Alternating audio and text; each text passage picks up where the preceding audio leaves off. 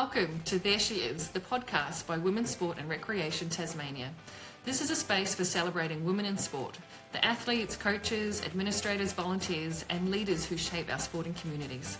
We talk pathways, visibility, lived experience, and what works for women in sport right here in Tasmania and beyond, because representation matters and every story deserves to be seen.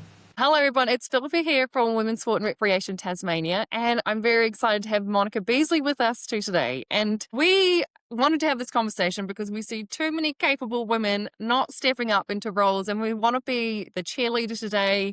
Everybody needs a little Monica on their shoulder, coaching them and encouraging them to step up into incredible roles. So thank you so much for joining us today.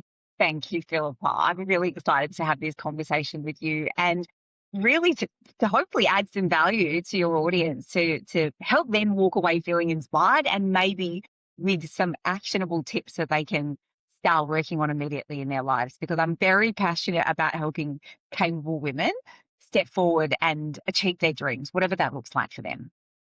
Brilliant. Now, just to give you a bit of context, Monica is a bit of a legend. So she is a leadership and culture specialist, facilitator and international MC with more than 20 years experience across professional sport, media and high performance environments. So she knows a little bit of what she's talking about.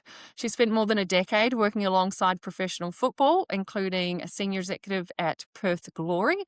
Her career's taken her to some of the world's biggest sporting stages, including the Paris 2024 Olympic Games, 2023 FIFA Women's World Cup, and 2026 AFC Women's Asia Cup.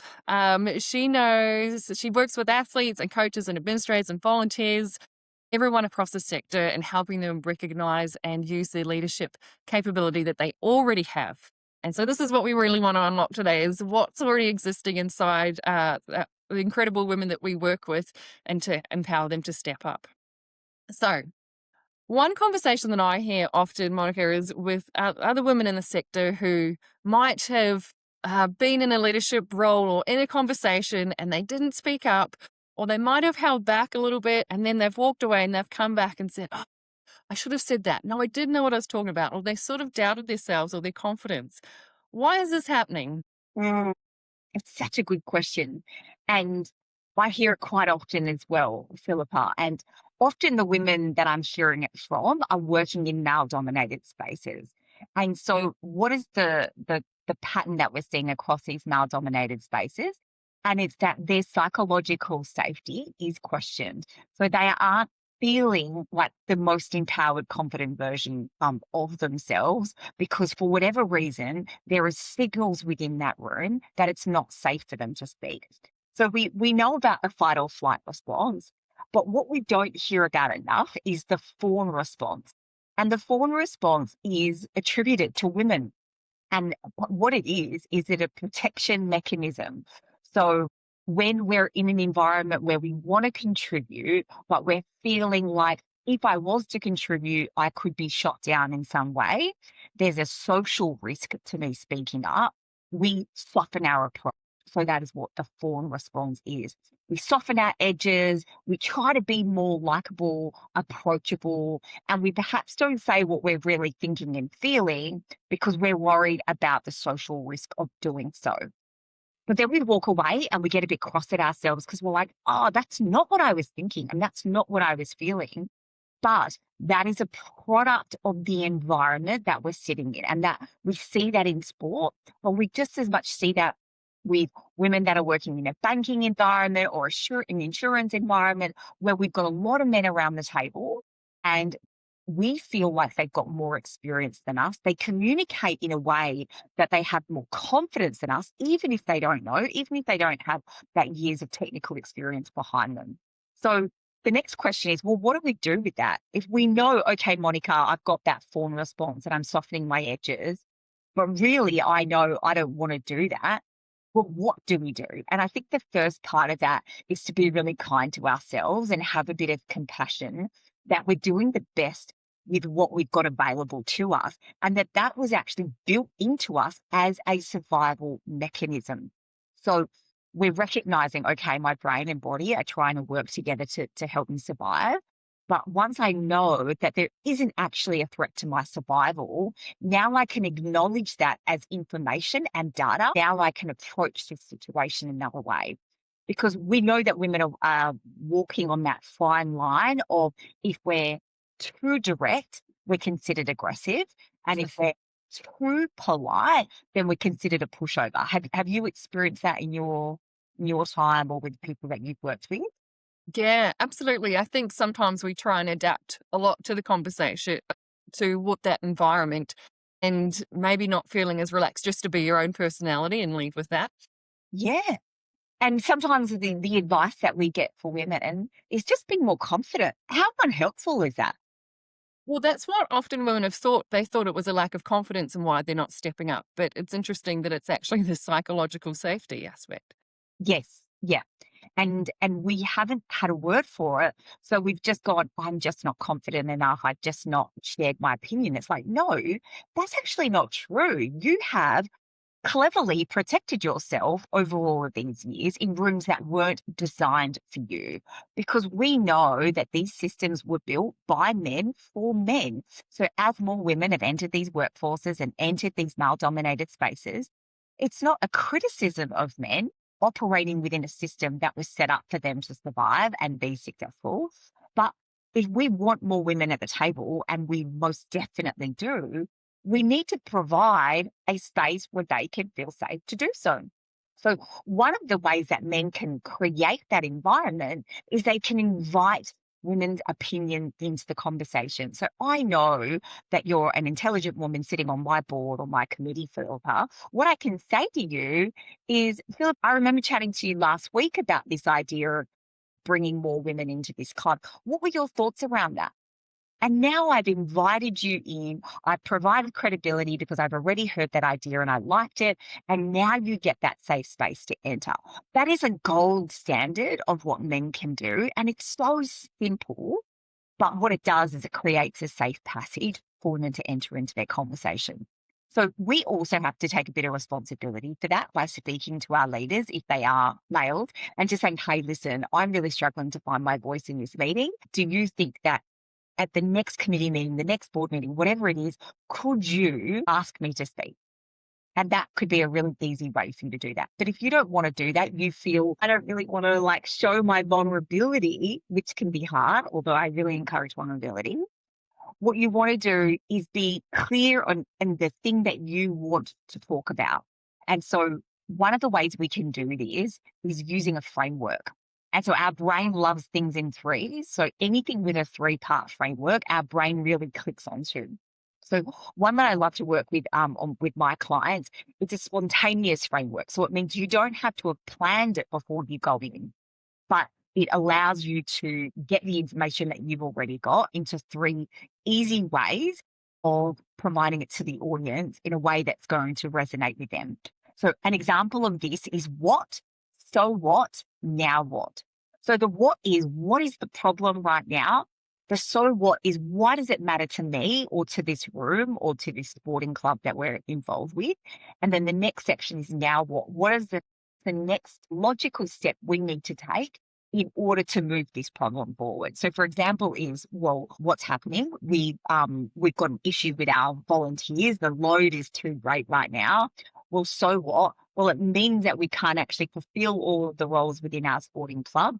Now what? We're going to go on a volunteer recruitment drive, or we're going to create a new micro volunteering schedule so people can take 1-hour chunks to lessen the load on the volunteers within this club. It's clear, it's concise.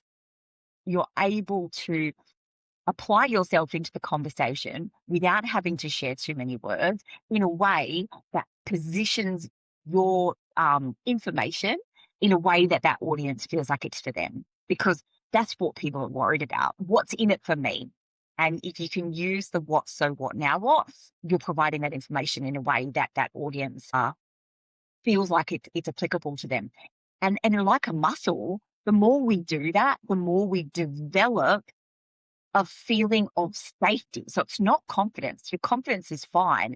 It's building that feeling in your body that when I speak, it's safe for me to do so. And we don't develop that unless we actually start to rip off the Band-Aid and have more opportunities to speak. Mm. Is this the same as imposter syndrome?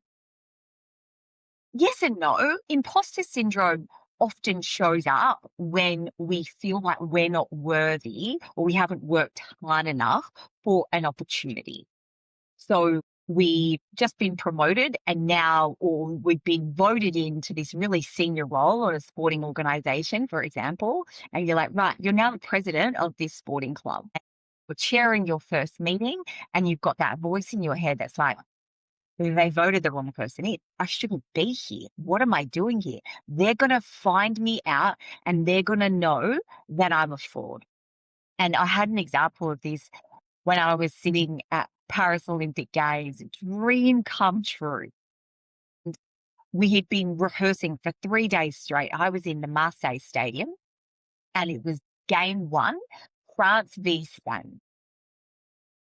And fans, excuse me. And we were about to go live on our first read and we're in a control room and it was the venue manager, the lady controlling us. Then it was the French announcer and then it was the English announcer. And she leaned down and we all had our headsets on and she's like, Mon, are you ready? And I was like, oh my God, no, I'm not ready. Why did you ask me now? All of a sudden, all of the imposter syndrome had arisen, even though we'd just been practicing for 3 days straight. I knew what I needed to do. I just had to press the on-air mic button and speak into the microphone. I knew my bit. I didn't have to speak in French. I just had to speak in English. I knew how to read and I knew how to talk. But for whatever reason, I allowed that question, are you ready, to just allow my imposter syndrome to spiral. And the thing that I said to myself, which was the most unhelpful, was I can't make a mistake and I need to be perfect. And what happens when you tell yourself that? I've got to be perfect. Yeah, You're all of panicking. us. Yeah. You wet the bed. You're like, this is not going to go well. And I made a mistake. My first read, terrible. And I was like, welcome to Marseille Stadium. And I was like breathy and hot and I was sweating. And then I made a mistake. And then I was like, oh my God, I made a mistake. And then I made another mistake because I could hear the mistake in my head and I could hear the words. And we got through the first read and my venue manager said, just breathe. And I was like, it was just that long, deep breath that allowed me to calm my nervous system, which had gone into that fight or flight state, which is unhelpful when we need to perform. And it's also operating in a survival way. Now, when we're operating in a survival way, we lose our ability to cognitively reason, cognitively focus, and the use of being able to connect our brain to our mouth. So if you're in a meeting and you're in your fight or flight and you want to sound really intelligent and really articulate and your heart's pumping a million miles an hour and you're really breathy, you are not going to sound like the best version of yourself.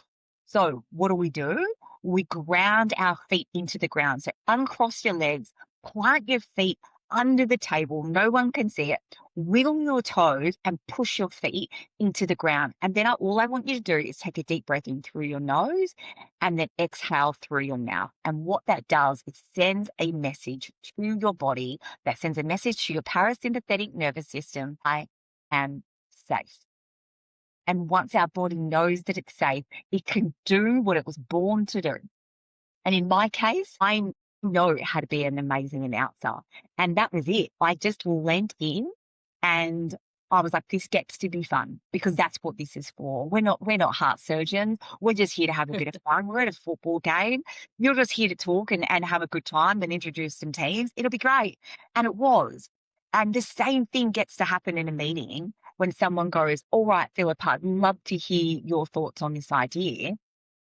Most of the time, people want to see you win. They want to hear your genius. They want to know what you can bring to the table.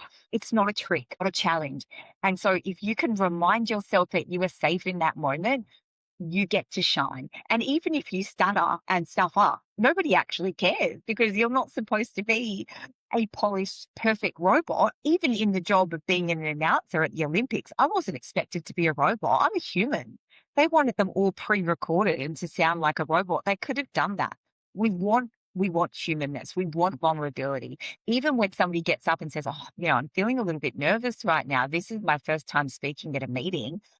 They care about you even more because you were willing to show a piece of you that other people don't want to share. And I think that vulnerability goes a long way.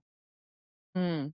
The breath thing is just so simple, isn't it? But incredibly effective. You kind of underestimate how powerful those couple of breaths can be. Breaths save lives. I was at a training session and this girl had a t-shirt on saying breathing saves lives. And I was like, how curious. Of course, we need to breathe in order to be alive. But I asked her the question, and she was a mental health expert. And she obviously wears this t-shirt as a way of sparking conversation. And she was like, people don't realize the greatest tool for their mental health is their breath. And you can access that at any time. And the beauty of it is that people don't even know that you're doing it. Like it doesn't have to be a big dramatic inhale and exhale like you're at a breath workshop. It can just be an intentional breath where you stop and you think about, I'm going to take a nice slow breath right now. And that can be enough to bring you back into that present moment. So a lot of women might underestimate their skills or the transferability of skills from outside the sporting sector to, being involved in the club or state body. What sort of advice do you have for women to help them recognize what skills that they have?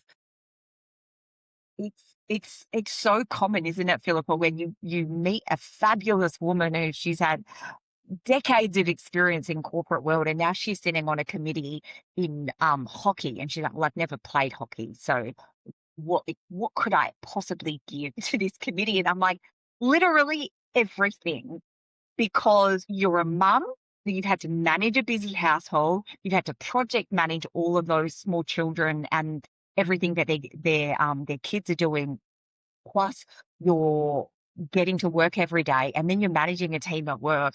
All of those skills and experiences and regulating of emotions, of meltdowns, is so transferable into that sporting environment. So what I love is showing people those skills, and especially if people have played sport, even more of a depth of leadership skills, particularly. Like, I've never done a leadership workshop. I'm like, who cares? Have you played sport before? They're like, yeah. I'm like, well, then you've already got a foundation for being a leader, because what do you have to do when you play sport, team sport particularly, is you've got to show up even when you don't want to.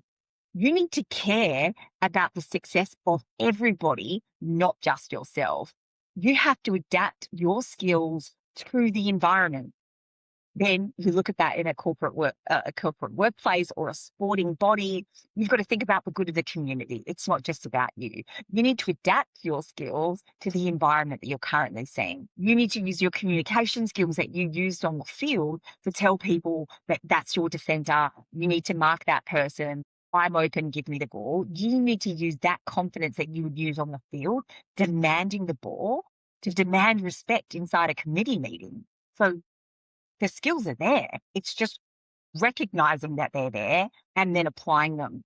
I had the pleasure of coaching one woman who had started as a soccer mum, and her name is Amanda Marino, and she won't mind me mentioning her because I've talked about her on some of my platforms. But she's just got such a beautiful example story about putting your hand up before you feel ready. Her children were playing football. Somebody was like, "Oh, this," I think it was under 10s. They were like, "We need a coach." And all the parents stepped back, and she was the only one standing forward. And she's like, "All right, well, I'll do it. I've never played football before, but I'm going to give it a go." She was in banking. She'd been in banking for multiple decades, an incredible woman. And then the soccer club was like, "We need a female TD. Will you do it?" Technical director.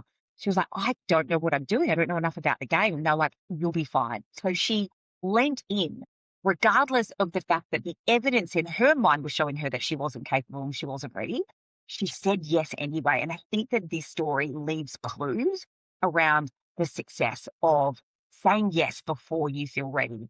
So she said yes, and she continued on contributing at this club, saying yes even when she didn't feel like she was ready. And then an opportunity came up to, there was a CEO role at Football South Coast, which is an association in New South Wales.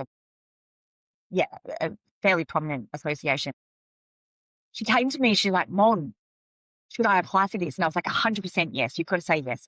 You've got to put your name in. She's like, "I don't know if I'm ready for it." And I'm like, "What has evidence shown you before that even when you feel like you're not ready, just put your hat in the ring, see what happens?" Well, she got an interview. She's like, "Oh my gosh, Mon, I've got an interview. What do we do?" So we talked about it, we prepped for it.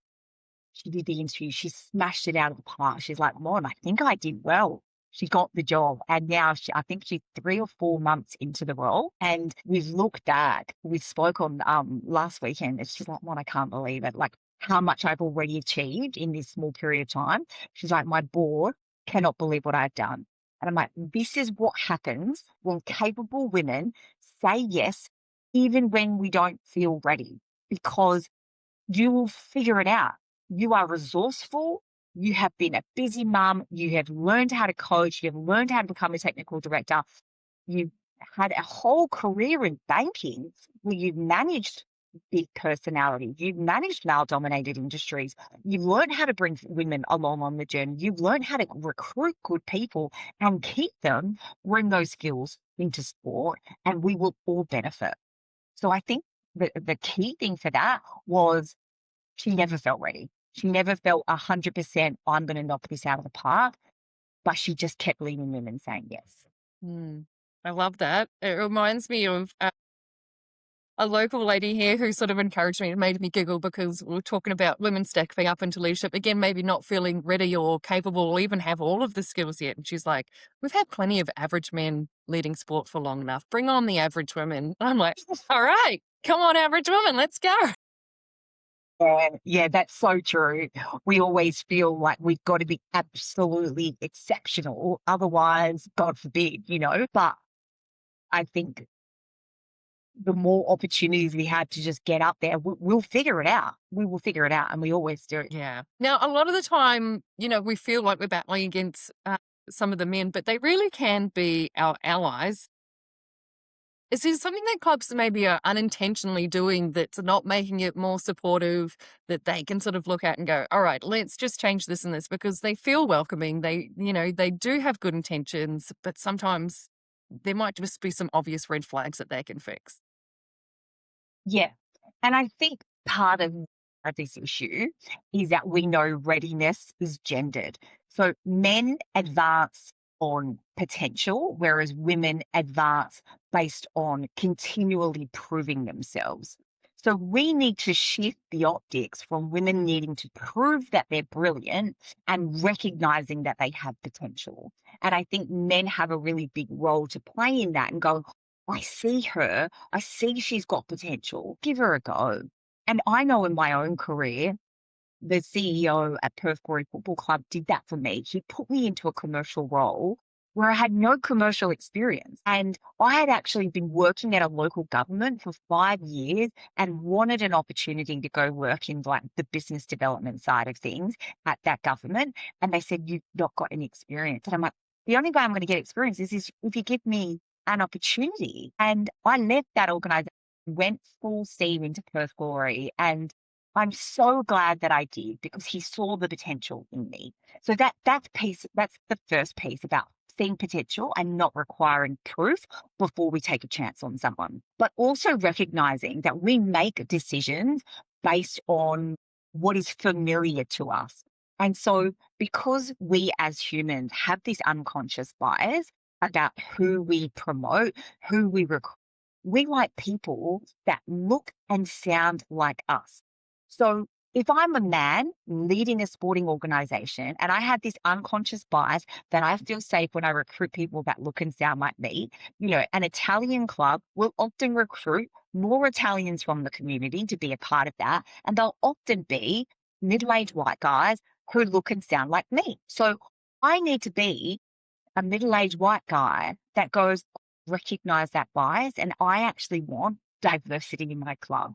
So I am going to purposefully look for people that have different ideas to me, that have different skill sets to me, that believe in different things, that will come and challenge me in order to create a more robust and incredible environment where people feel like they belong, because we've got a great representation of all different genders, sexual orientations, religious backgrounds. Everyone's welcome here. And so me as a leader, it starts with me in the way that I recruit and how I recruit. It was interesting. I heard someone say this week that they had had some advice from an HR company in terms of attracting female applicants, like the way they wrote the job description was a particular way that would potentially encourage more females. There must be other ways to encourage more females, to make it more friendly for women to join.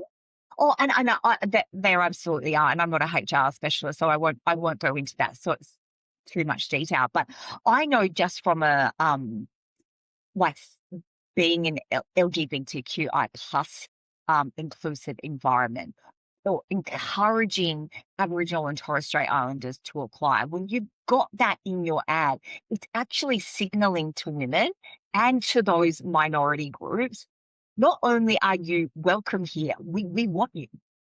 We want you. We need you in our organization. We need that diversity of experience in our workplace. Please come and apply. And I think as a woman, I see that and I go, okay, they're not just saying this, they want a depth of experience here. So I'm going to apply for that. Yeah. You've spoken before about, I think you said women are over-mentored and under-sponsored. Can you explain that?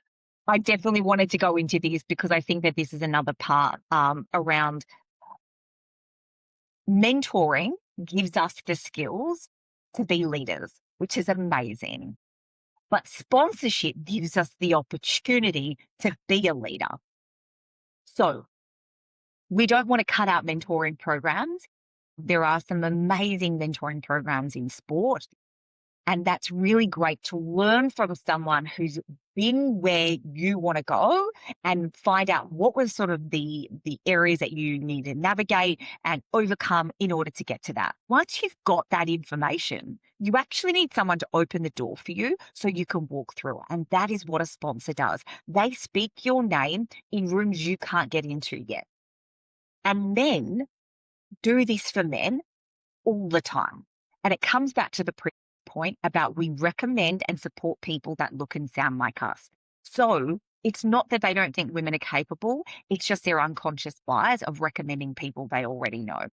So we as women need to say, thank you, I'm done with the mentoring. I actually need a sponsor, male or female, it doesn't matter. You just need someone who's got access to the rooms that you can't get into to help you open that door and get in there. And that goes so much further in terms of career progression than any mentorship can ever provide a woman. How do you go about doing that? Would you approach this person and go, hey, can you drop my name in this conversation? Well, yes, basically is that I want to know who within an organization has influence, and I would be ensuring that I have a relationship with them and that I am providing value to them. So I don't necessarily ask for them to put in a good word for me, but I ensure that they know the good work that I'm doing. They know that I'm a problem solver within this organization. So when women come to me and they're like, I'm not progressing or I'm getting overlooked for promotional opportunities, there are a couple of things that we need to look at. First thing is we need to know who are the decision makers within the organization. And it's not always the C-suite. Often there is people that are on the same level of the hierarchy as you, but they have a direct connection to the CEO. And I saw this in the local government, one of the local governments that I worked in. And I knew that there was always a direct path, and I just needed to find out who it was. And once I found her, I was like, okay, this is how the decisions really happen in this organization. So rather than trying to work harder I just wanted to work smarter. I wanted to map out who in the organization needs to, I need to know, and who in the organization needs to know me. Then I want to build undeniable expertise. I want them to know that I am a subject matter expert in the area that I work in. So in this local government, I was in partnerships. I wanted them to know that I was a Jedi warrior in partnerships. So any question they had, any negotiation that was going to happen, I wanted them to know that I could do that standing on my head. And so what I did was I ensured that I was up with across industries what they were doing in partnerships, across other governments what they were doing in partnerships, so that they would. So it wasn't like I was just head down looking at my own patch. I had my eyes up and I was looking across other industries. And I really recommend my clients doing that. So if you're working in sport, look at other industries about what they're doing in your patch so that you can bring that kind of that variety of experience. Then I want you to connect and I want you to look for other people within your organization that are influential that you can build allies with, because one of them may be a sponsor for you. But if you stay within your own little business unit and if I'm in marketing, I'm just going to stay in marketing, I miss opportunities to spread my wings and spread my influence. And next, I want you to serve. I want you to become a problem solver. So people that solve problems get promoted, because the higher up you go, the more problems and you have to solve and the more complex they become. So if you can be at the ground level and be a problem solver, you are going to be seen as somebody who we need higher up, because you're going to be able to solve more of those complex problems. What you want to do is get the problem, go to your senior leader and say, here's the problem and here's the solution I'm proposing. Too often we've got a problem and we go to our leaders to go, what do you think we need to do? And they're facing like 1,000 problems a day. If you can be the one conversation where you bring a problem and a solution, they are going to be so grateful. And again, that could be the conversation that leads them to become a sponsor for you and go, oh my God, Monica, like, she never just brings me a problem. She's always got a solution. She's a problem solver. We should get her to work on this next project, which wasn't in anyone's scope. They need someone to do that. They're not going to get the person who whinges all day and goes, this is really hard. They're going to get the person who goes, I've got a can-do attitude. And then help to get other people's ideas and guide them, develop them, even if there isn't a direct benefit for you, but supporting people to bring ideas into existence. Innovation is another way of being seen by somebody. I work with Mon. I had this idea for our website and she gave me another idea and we brought it to where it is now. So I loved joining different committees when I worked, wherever I worked in corporate organizations. So I was in the partnership team, but I went and worked on the telethon team, which was a massive charitable arm that we worked with, because I knew there were going to be really influential people working in that, and that I was going to be meeting the CEOs of these charitable organizations. You just don't know who you need to know. So say yes, put your hand up, provide solutions and ideas, and that will help you to expand your influence and ensure that people speak your name in rooms you can't get into. That's amazing advice. I'm super practical. Well, so just to break that down, that was map. So map out who are the decision makers within your organization. Learn, go deep in your level of expertise. Don't be an expert in everything. Pick an area and go deep on that. Connect, recognize who you want to connect with. Know that authority can travel sideways. Don't just think you have to nurture the people above you. And then serve, become known for actually solving practical problems. And then the step 5 is guide, helping to bring ideas into existence, be an innovator. And with all of those skills combined, you will attract a sponsor naturally because of what you're bringing to an organization. Amazing. Is there anything else you think we need to cover today or that we haven't included? There's a thing that I work on with my clients, and it's mindset. They say, they business, it's 80% mindset, 20% strategy. And I kind of feel like in the world of leadership, it's a little bit like that too, because we know that women are capable. We're like, we know you're out there and you're listening right now and you've got everything that it takes. But we're like, but why am I still stuck? Why is it that when it comes to the Monday morning meeting, I still sit and I don't say the thing? And so I like to help people create two profiles, recognizing that sometimes we are in flow and we're really loving what we're doing and we're feeling like we're most empowered, confident version of ourselves. And we wish we could sit in that space all the time. We call that our A game.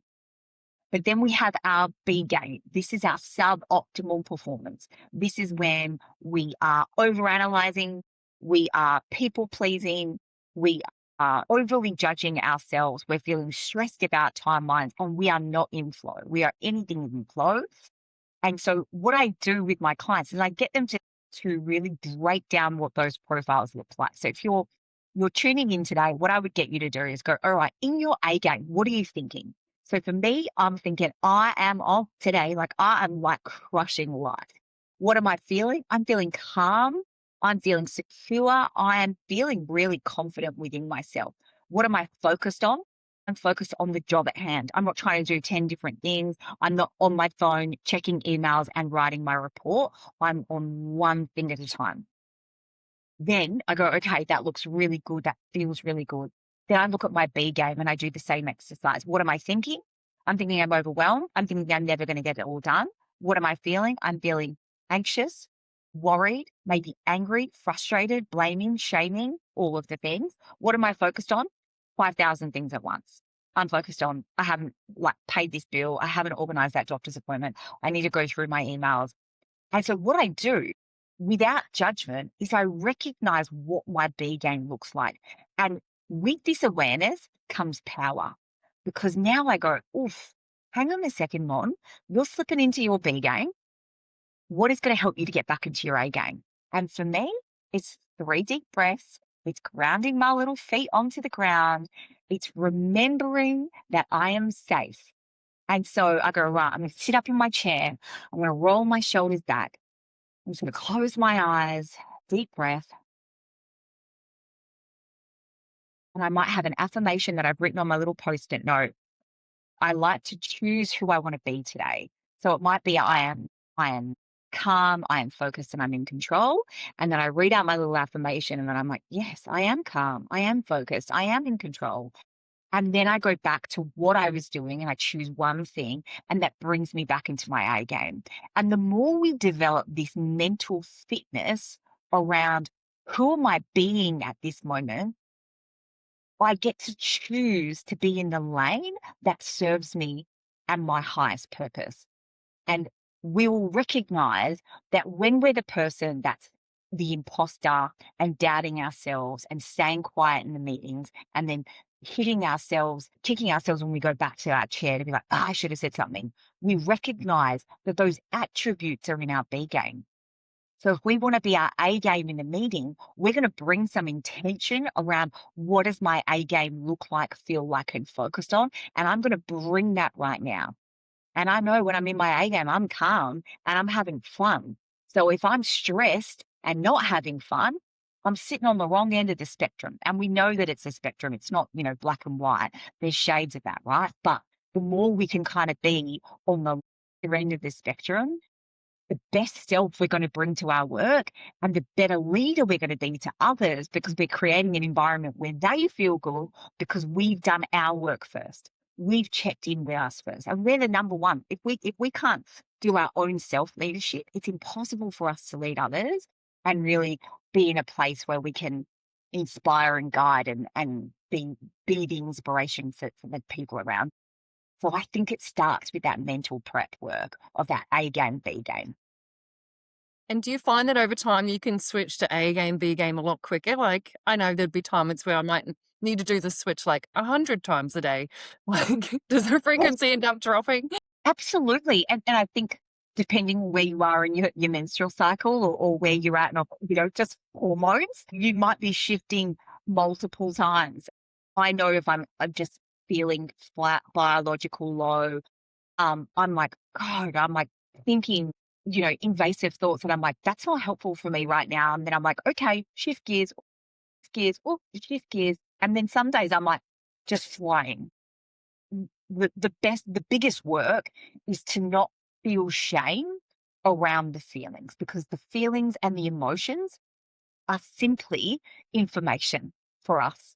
And so maybe we need to just get away from our computer, go out into some sunshine, go for a walk, and then come back and, after we've regrouped, rather than pushing our way through if we're having one of those days where we need to do a lot of shifts. But to answer your question, we do get better at this because we've really got an increased awareness. And I don't know if you've been watching the World Cup, but I'm a mad football fan, and Erling Haaland, the striker for Norway, is an incredible example of somebody who has the quickest shift after a mistake. And that's what makes him exceptional, because he will miss. He will miss more times than he will actually score goals. And so what makes him brilliant, amongst a variety of things, is his ability to shake off the mistake and get back into the game. And the better you are at that as an athlete, the better athlete you are and the better athlete you become. And so that's the work that Ash Barty did with Ben Crow, her mindset coach. She attributed so much of her later success in her career to that work that she did. It wasn't about finessing the serve. The serve was fine. Her tennis playing was brilliant. It was what was happening between the ears in the head that actually elevated her and escalated her success. And I believe the same thing can be true for women, that lovingly we need to get out of our own way, understand what's happening in our mindset so that we can go, yep, I'm hearing my little girl's feeling a bit sad or a little bit scared, acknowledging that, helping her to feel safe, and then stepping forward anyway. Do you have like a little mantra that you go to? What are the most powerful ones that work for you when maybe you're feeling a little bit lower or, doing the switches? Yeah, it is. And I think I stole this from Louise Hay. It's I am safe, I am supported, and I am loved always. And I think when I'm saying that to my little girl. And I think we all have a little girl or boy inside us that's always listening to our internal dialogue. And sometimes we forget. And for me, that safety, that support and love, and what we want as a core need, once our physical needs are taken care of, is we want to feel loved. We want to belong. And if I can remind my little girl that she is loved, she can be happy. She can lean in and do her best work. But if she's feeling unloved, not safe, and not supported, she taps out. She's not a good version. Yeah. Have you got one? Uh, Mine is everything's always working out for me. So Yeah. that's what I always come back to. So yeah, when things feel frustrating, it's the reminder of, all right, that door's closed, but it's a redirection. Yeah, that's a beautiful one. I've got one that comes up at 3 o'clock every afternoon because I recognize 3 o'clock is my time when my B game pops up, because my kids are going to come home from school, Mhm. and I'm always thinking Like about a body having, clock. yeah, I gotta get it up. Oh my God, what am I going to do? And so I say, my little thing that pops up is, it's all for my good. It's all for my favor. And so no matter where I'm at, no matter what has happened, even if it was a dumpster fire of the day, it was all for my good and it's all in my favor. And, that just goes, all right, yeah, you're right. Like that's it. And I think that's enough sometimes. Yeah, simple and beautiful. I think a lot of women listening are going to be feeling really inspired now. I think it's obvious that having, equal representation of male and female is really important. But what's the real benefit that organizations can see from having more women in leadership roles? Well, what I tell organizations is that if you don't like the benefit of just having women and that being the right thing, all you need to do is look at the economic sense of having women, because research is showing is that boards with women are more profitable. So committees with more women have better outcomes. So whether you're happy with the community input or not, the numbers don't lie. And it's that having women on boards bring that diversity of thinking. They are innovative. They do bring that empathy and compassion. So they have this combined wisdom that really complements the men on the committee. It's not about being better than or competing with. It's recognizing that when we combine masculine and feminine energies and the wisdom that we work so well together. I think, yeah, the economic outcomes, amazing. Having representation also gives visibility to young girls and women coming through sport. I suppose that one last thing I did want to talk about is the fact that we are losing girls from sport. By age 15, 50% of the women that are participating leave. And so what does that mean for our leadership pipeline? We know that people that are in the C-suite, 80% of them attribute their leadership skills to playing sport. Women that are leading sport right now say that their skills came from playing sport. So if we are losing these young girls, these teenagers, they're supposed to be 6 years' time, our potential Olympian, we're not just losing our Olympian pipeline, we're losing our leadership pipeline. So it's critical for us to go, well, we need to keep girls in sport. How do we keep them in sport? Well, they need visibility. They need to know that this space signals to them, you belong here. And if we don't have women coaches, umpires, referees, committee members, presidents, we are signaling to them, you don't belong. And Yeah, that is a huge issue. Yeah. absolutely. Thank you so much. This has been really insightful. I feel like it's one of these episodes you need to go back and listen to and just pause and digest. Yeah. And then see what you can implement. But, starting with something small, taking one of these nuggets and running with it and coming back and revisiting it, I think is going to be really helpful. But just to finish off, what makes you the most hopeful about the future of sport for women and girls? I think the thing that I'm most hopeful for is that we're having these conversations. And that's really exciting for me because I've been in this space for a while and it felt like nobody cared. And it feels like now the tables are turning. There is care, there is government investment. There are more sporting organisations being led by women, and the gender equity conversations are moving in the right direction. So I'm really optimistic. I'm super excited. And, I've got 2 little girls, you've got daughters, and I'm hopeful that the work that we're doing now is going to create a really positive experience for our kids, and hopefully for them to move into the sporting world, maybe as athletes or administrators, where they feel like they belong. Well, yeah, I feel like there's such a massive shift, and it's a really exciting time for our children to be coming through and Yeah. seeing these massive changes. Thank you so much for your time today, Monica. We really appreciate it. I'm going to put in the show notes how you can follow or reach out to Monica if you'd like more information or learn some great nuggets from her. So please chuck her a follow on socials as well and check out her website. What's your website? Monarch Management. Perfect. All right, this has been fabulous. And I'm sure everyone's just going to walk around with a little Monica on their shoulder for the next little while, which you're thinking, what would Monica do in this situation? So thank you again. Thanks, Philippa. If this episode resonated with you, if you believe in visibility, representation, and strong pathways for women in sport, we invite you to join us. Women's Sport and Recreation Tasmania is a growing community of state sporting bodies, clubs, women, and allies working together to make sport more inclusive, connected, and supportive across our state. By becoming a WSRT member, you're helping amplify women's voices, stories, and leadership, both on the field and behind the scenes. Head to wsrt.org.au/membership to learn more about becoming a member. Because when we can see women in sport, we can be them.